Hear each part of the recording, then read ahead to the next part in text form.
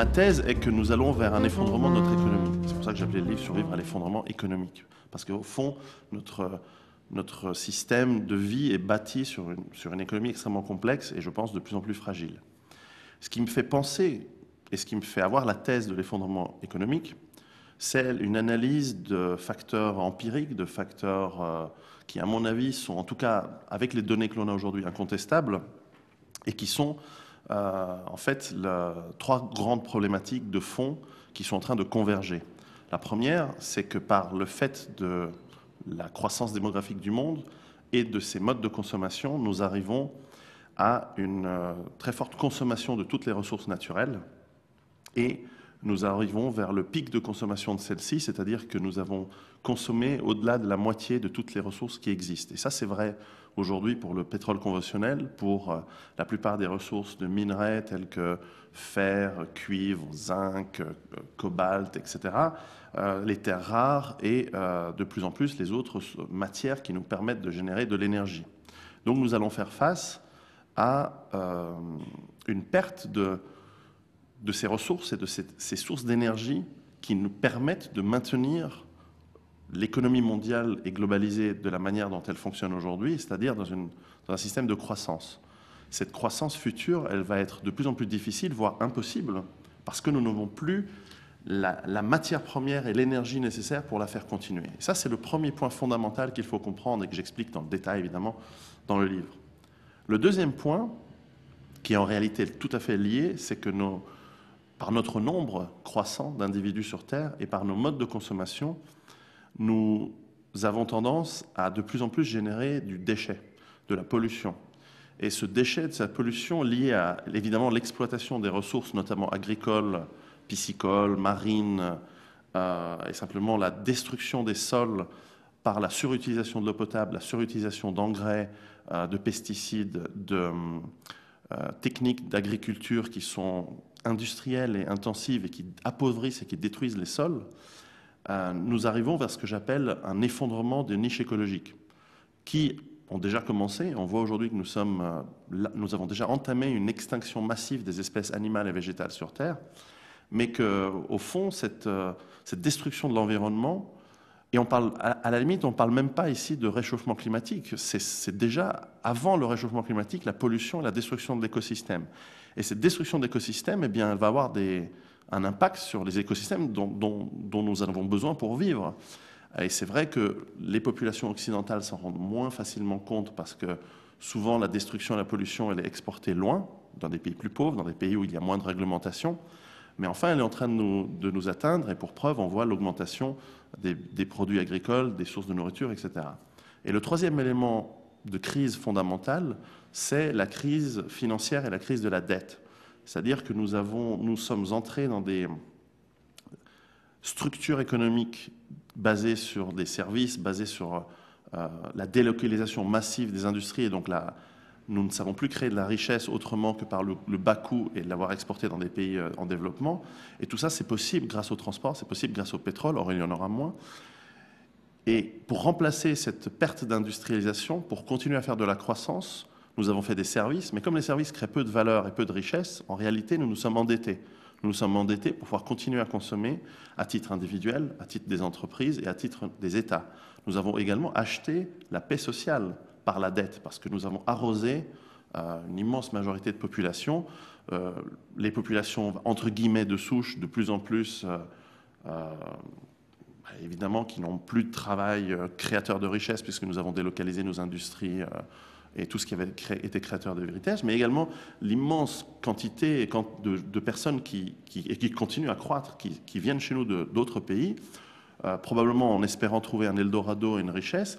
Nous leur permettons de vivre par des travaux peu rémunérés, qui baissent d'ailleurs les salaires, donc qui ont un effet antisocial en réalité, mais aussi qui vivent grâce également à une immense manne de subventions pour les enfants qui naissent, pour le chômage, etc. Ce filet social qui est parti probablement d'une très très bonne idée de pouvoir aider les gens en difficulté, aujourd'hui est devenu évidemment la source de revenus unique d'un grand nombre de populations. Et ce n'est pas vrai seulement qu'en France, c'est partout en Europe, c'est partout aux États-Unis. Et finalement, tout cela est basé sur de la dette. Ça, c'est vraiment pour les individus et les États. Mais en plus, nous avons un système financier qui est devenu, parce qu'il est destructeur en réalité de valeur, uniquement capable de survivre par de la création monétaire à l'infini. On le voit dans les annonces récentes. Et cette création de dette, eh bien, vous savez, la dette, c'est l'esclavage. La dette, c'est puisque le travail, l'argent, c'est une créance sur du travail. Une dette, c'est une créance sur du travail futur. Une dette infinie, c'est du travail infini. Donc, ça s'appelle l'esclavage. Et la dette, malheureusement, comme aujourd'hui on est dans un système où il faut la payer, et qu'elle est absolument considérable, on parle de trilliards d'euros sur la zone euro, on parle de dizaines de trilliards, voire de plusieurs centaines de trilliards, quand on accumule toutes les dettes publiques, privées aux États-Unis. Et en fait, nous sommes totalement au bord du précipice, même au-delà du précipice. Simplement, on se maintient en l'air par des invocations magiques, la croyance encore dans la monnaie papier. Mais celle-ci va s'effondrer et nous allons, je pense, faire face à une crise économique de toute façon structurelle de plus en plus forte, de plus en plus accentuée, mais surtout une crise monétaire et financière qui, on le sait dans l'histoire, puisque ça c'est déjà arrivé plein de fois, va nous amener hyperinflation, déflation sur des biens non essentiels, mais hyperinflation sur des biens fondamentaux. Et ça, c'est le tueur en économie. Lorsque vous avez de l'hyperinflation, les classes populaires, les classes les plus sensibles, elles sont financièrement exterminées. Et ça peut nous amener des troubles sociaux inimaginables et auxquels nous ne sommes plus habitués, en tout cas en France depuis 2 siècles, en tout cas depuis la Commune, on n'a pas vu ça, probablement. Donc, toute cette convergence de crises qui sont à l'échelle globale, et c'est très difficile de dire laquelle va être le principal déclencheur. Je pense que ça risque d'être plutôt la crise financière qui va être le déclencheur. Cette convergence de crises va nous amener à plusieurs conséquences. Et c'est là où s'arrête l'analyse empirique et commence ma déduction, qui est tout à fait discutable, je peux le concevoir, mais qui, à mon avis, est assez probable. Et c'est là où on rentre dans le sérieux du sujet. Le premier élément par rapport aux solutions, c'est tout d'abord, est-ce que nous sommes capables, tout d'abord, de concevoir le problème? Et malheureusement, l'être humain, il a tendance à réfléchir de manière linéaire. Et donc, il ne se rend compte de problèmes graves que trop tard. Parfois, il arrive à résoudre, même si c'est trop tard, il arrive à résoudre les problèmes avec beaucoup de souffrance. On parle notamment des guerres. Avec du recul, on se rend compte que la plupart des guerres que nous avons faites sur les 2 derniers siècles auraient pu être largement évitées avec un peu de bon sens, un peu de recul, un peu de sang-froid. Pourtant, lorsqu'on était face à celle-ci, on s'y est jeté dedans avec allégresse et certitude que ça allait bien se passer. Ça s'est assez mal passé pour tout le monde. Ensuite, effectivement, donc il y a cette difficulté de concevoir la manière non linéaire, c'est-à-dire l'effet exponentiel. Et c'est vrai que lorsqu'on entend, par exemple, que l'on nous dit qu'on a découvert effectivement de larges gisements non conventionnels, alors admettons que ce soit vrai, moi j'ai des forts doutes sur la réalité de l'existence et surtout la quantité réelle de ces gisements de pétrole non conventionnels. Et au-delà du coût d'extraction, du coût énergétique, pas simplement du coût monétaire de l'extraction de ces ressources, on a souvent tendance, par ce qu'un auteur américain, Kunstler, appelle le techno-narcissisme, de penser que parce que sur les 50 dernières années, qui sont essentiellement les années où nous avons été vivants, où nous pouvons nous rappeler des choses de manière sensorielle, donc ma génération, celle de mes parents, eh bien, nous avons toujours résolu les problèmes sur les 60-70 dernières années, certainement les 50 dernières années, avec plus de technologie, plus de nouveautés. Nous avons fabriqué de meilleures voitures, de meilleurs avions, mais nous n'avons pas été confrontés à des problèmes de pénurie très forts. Nous avons été confrontés à une augmentation des prix du pétrole, par exemple, dans les années 70 et début des années 80. Mais cette confrontation, elle nous a permis de faire un petit peu quelques efforts, mais très vite, on a découvert des nouveaux gisements en mer du Nord qui nous ont redonné un certain souffle. Et c'est vrai, il serait souhaitable, d'ailleurs, toute ma thèse, j'espère que je me trompe, il faut bien comprendre que j'écris un livre et je mène ma vie en espérant que je sois complètement dans l'erreur, parce que le monde que je prévois risque d'être extrêmement désagréable pour tout le monde et également pour moi. Donc, on a cette difficulté à imaginer déjà le sérieux et la taille du problème dans lequel on rentre, dans lequel on doit faire face. Mais aussi, on prend des solutions qui sont incertaines difficile à mettre en œuvre, cher, mais aussi non prouvé. Et on dit, il n'y a qu'à faire ceci. Il n'y a qu'à mettre des éoliennes partout, il n'y a qu'à mettre des panneaux solaires partout. Et on ne réfléchit pas, par exemple, à la quantité de matière nécessaire pour fabriquer et construire ces éoliennes. Et des kilomètres carrés de surface qu'il faudrait en panneaux solaires. Alors c'est très facile de dire oui, mais il n'y a qu'à mettre ces panneaux solaires dans le Sahara et faire du câblage et amener l'électricité ici. Très bien. Comment est-ce qu'on va changer 1 milliard de voitures pour les faire tourner à l'énergie solaire et à l'électricité? L'effort industriel est considérable. Je pense que voilà, les gens réfléchissent d'une manière erronée. Ce qu'on devrait pouvoir faire en revanche, et c'est là où il y a des vraies solutions, ce serait de dire peut-être que notre monde devrait arrêter de réfléchir à un système globalisé qui fonctionne avec des voitures, qui fonctionne avec un transport. Peut-être qu'on devrait arrêter de manger des fraises en hiver, peut-être que l'on devrait arrêter de conduire de notre zone périurbaine de plus en plus ignoble à l'extérieur des villes jusqu'au centre-ville pour travailler, etc., etc. Mais non, nous ne voulons pas remettre en cause notre mode de vie. Alors nous recherchons des solutions qui sont dans l'ordre du magique, qui sont dans l'ordre de l'incantation, et de dire il n'y a qu'à mettre des milliards de kilomètres carrés de panneaux solaires, des éoliennes dans tous les champs, sur toutes les montagnes et dans toutes les mers, alors qu'il n'y aurait de toute façon pas la possibilité de le faire. Il n'y a qu'à faire tourner tout le parc de bateaux et de camions à l'hydrogène, ou carrément des solutions totalement issues de... Je pense que c'est vraiment de la mythologie, comme il y a des gens qui probablement partent avec un bon sentiment et qui probablement m'envoient beaucoup d'informations, par exemple sur Tesla, l'énergie libre, très bien, mais bon, elle est où? Et où est-ce la fusion froide, c'est pareil, ça fait 50 ans qu'on parle de fusion froide, ils sont où les réacteurs de fusion froide? Et chaque fois que je pose la question, des gens m'envoient des messages, je dis oui, mais là, maintenant, c'est en train d'être fait. Ça fait 50 ans qu'on dit que c'est maintenant que c'est en train d'être fait. Très bien, moi je ne demande que ça, je souhaiterais que ce soit génial, qu'on puisse générer de l'électricité, mais enfin, l'électricité ne remplace pas le pétrole, c'est pas substituable.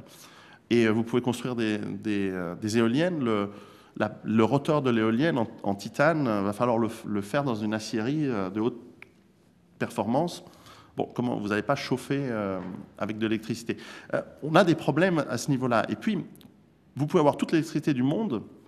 Si vous n'avez plus d'eau potable dans les nappes phréatiques parce que vous l'avez entièrement utilisée, si vos sols sont totalement usés, c'est pas en mettant des électrodes dans le sol qu'ils vont fonctionner. Donc on est quand même face à des barrières infranchissables. Et même dans la technologie, et je viens du monde de la technologie, certes c'est les logiciels, mais enfin tout de même, je comprends comment fonctionnent les gens. On dit toujours on va aller plus fort, on va trouver fort. Mais même par exemple dans les puces, on nous sort toujours cet exemple de la loi de Moore qui nous dit que la puissance de la puce qui est dans les ordinateurs augmente, en fait double chaque 18 mois et baisse de prix.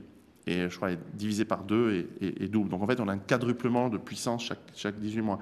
Et ça a été vrai jusqu'à présent. Sauf que maintenant, les ingénieurs en sciences fondamentales, ils se rendent compte qu'ils sont en train de travailler sur des puces où chaque atome est placé de manière singulière et les chaleurs générées par ces puces font fondre les surfaces dans lesquelles elles sont placées. On arrive aux limites même dans ces champs-là. Donc à moins d'un paradigme nouveau, à moins de sources d'énergie nouvelles et à moins de découvrir par miracle, parce que nos géologues, depuis qu'ils ont des satellites, ils ont oublié de regarder à certains endroits, ce qui m'étonnerait fort, il est difficile de trouver des solutions dans ce champ-là. Quant à la finance, là, je crois que les solutions elles seraient beaucoup plus faciles. Il suffirait de comprendre d'où vient cette dette. Encore une fois, il faudrait changer de mode de civilisation, de mode de vie. Simplement dire pourquoi est-ce que nous consommons autant, nous nous endettons, pourquoi est-ce que nous sommes obligés d'avoir, par l'acte d'achat consumériste, finalement le seul moyen de se sentir bien. Je veux dire, il y a un problème psychiatrique et psychologique majeur, collectif, dans les sociétés consuméristes modernes. C'est comme ça. Je suis né dedans, donc je ne dis pas ça sous forme de moralisatrice, mais simplement je constate que nous sommes tous formatés pour cet acte de consommation qui consomme des ressources, qui nous demande de l'argent, du capital, et qui génère des déchets. On devrait pouvoir changer ça, mais non, aucun politicien veut changer ça. personne ne se fait élire sur une politique d'austérité. Ils font l'austérité après être élus, comme vous avez pu le constater récemment. Le changement, c'est maintenant. Je pense que vous l'avez bien senti passer, le changement. Mais